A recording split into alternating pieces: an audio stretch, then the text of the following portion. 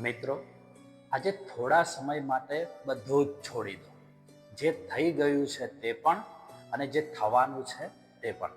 બસ એક ક્ષણ માટે આંખો બંધ કરો અને ઊંડો શ્વાસ લો. કૃષ્ણ બધું જ જાણે છે. તમે તમારી અંદર ઘણું બધું દબાવીને બેઠા છો. કેટલીક વાતો એવી છે જે તમે કોઈને કહી શકતા નથી. તમે હસીને બધાને કહો છો, હું ઠીક છું.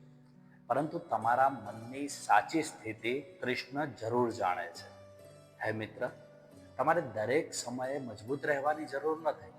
ક્યારેક થાકી જાઓ તો રોકાઈ જજો. ક્યારેક મન ભરાઈ જાય તો રડી લેજો.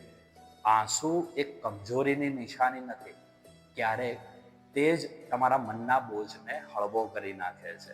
અને જે વાતો આજે તમને પરેશાન કરી રહી છે ને, તેનો જવાબ તમારે આજે શોધવો એવું જરૂરી નથી. કેટલીક બાબતોને સમય પર છોડી દો. જે તમારા હાથમાં છે તે કરો, અને જે તમારા હાથમાં નથી તેને શ્રી કૃષ્ણ ભગવાનના હાથમાં સોંપી દો. કૃષ્ણ કહે છે, હું તમને એ માર્ગ ઉપર લઈ જઈ રહ્યો છું જ્યાં આજથી આ બેચેની આવતીકાલની તમારી શાંતિ બની જશે.